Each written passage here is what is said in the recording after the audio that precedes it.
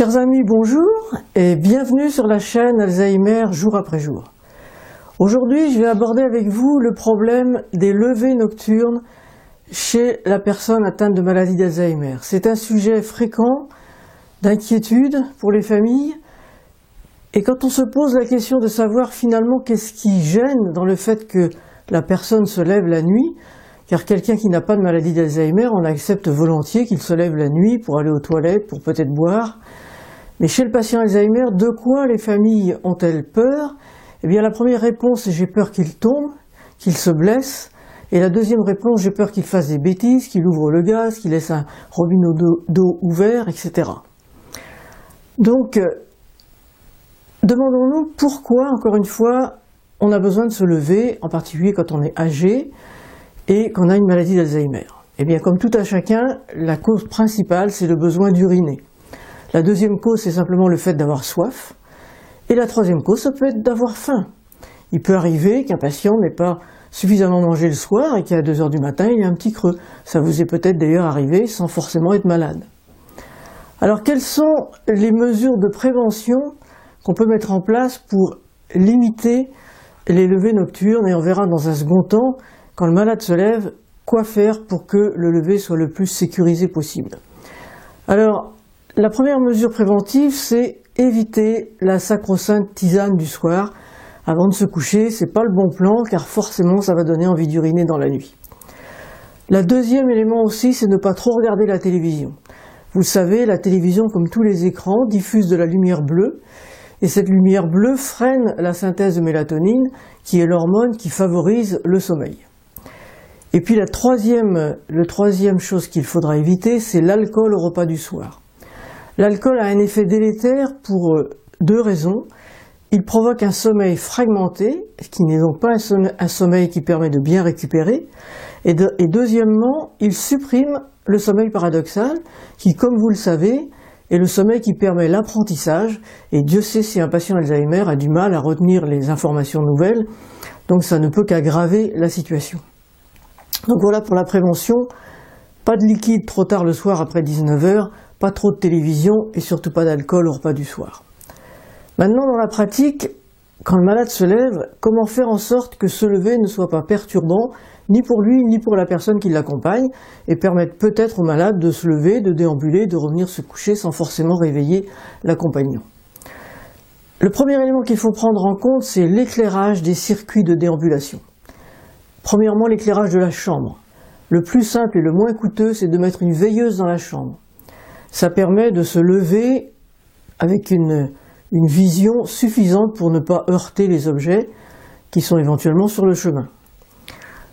La deuxième chose, c'est d'éclairer les circuits de déambulation, c'est-à-dire le couloir, qui va mener aux endroits où on veut que le patient se rende.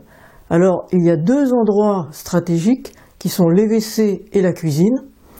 Et l'expérience a prouvé que quand on éclairait certaines pièces dans une maison, le patient Alzheimer va aller vers ces pièces éclairées et n'ira pas dans les régions obscures de la maison.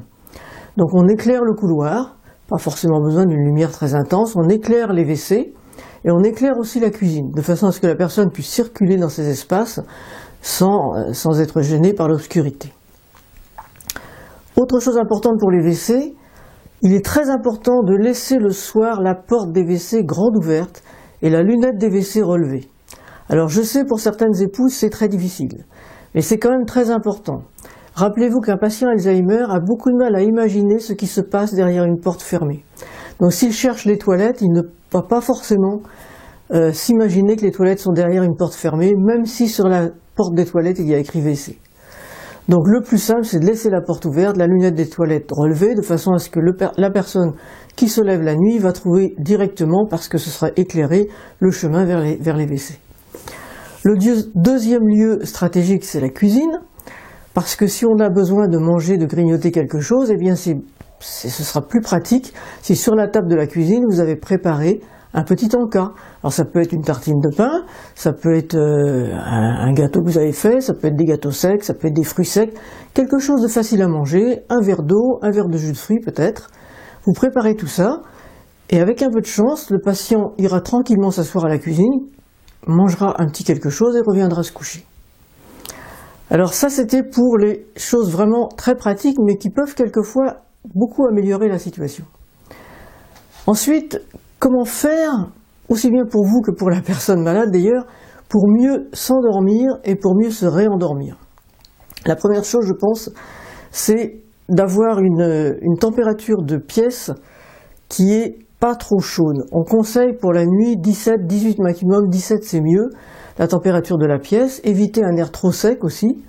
Alors on peut utiliser des appareils qui mettent de l'eau dans les vaporisateurs un petit peu, ou simplement un linge humide sur le radiateur si vous avez l'impression que l'air de la pièce est très sec.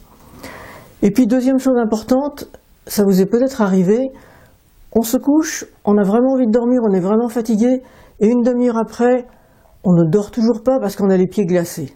Et on se réveille à ce moment-là pour chercher des chaussettes ou se faire une bouillotte. Alors vérifiez quand vous couchez la personne malade qu'elle n'a pas les pieds très froids, auquel cas la paire de chaussettes, eh bien c'est ce qu'il y a là aussi de plus simple et de moins coûteux. Et puis, pour compléter cette façon de mieux s'endormir, eh bien deux choses qui vous paraîtront peut-être comme des gadgets, mais qui peuvent aussi vous aider. La première de ces choses, c'est un petit appareil qui s'appelle Elight. Ça se présente comme ça, une petite boîte rouge, et à l'intérieur, vous avez ce petit appareil, vous l'allumez, il va provoquer une lumière rouge, et cette lumière rouge, elle va permettre de s'endormir tranquillement, parce que la lumière rouge va atténuer les effets de la lumière bleue des écrans. Ça dure une demi-heure, et progressivement l'éclairage s'atténue. La deuxième chose importante, si vous voulez tout connaître sur le sommeil, eh bien achetez ce bouquin-là. C'est un bouquin du docteur Matthew Walker qui explique absolument tout sur le sommeil. Ça se lit comme un roman, personnellement je l'ai lu en 2 jours, j'avais du mal à m'arrêter. C'est très facile à lire, ça donne toutes les dernières connaissances sur le sommeil et plein de petites astuces pratiques. Je vous donnerai les coordonnées du petit appareil et du livre en bas de la vidéo.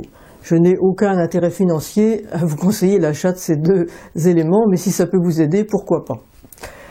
Alors merci de m'avoir écouté, j'espère avoir pu vous donner quelques clés pour vous permettre un mauvais sommeil. Alors bon sommeil à tous et à très bientôt dans une prochaine vidéo.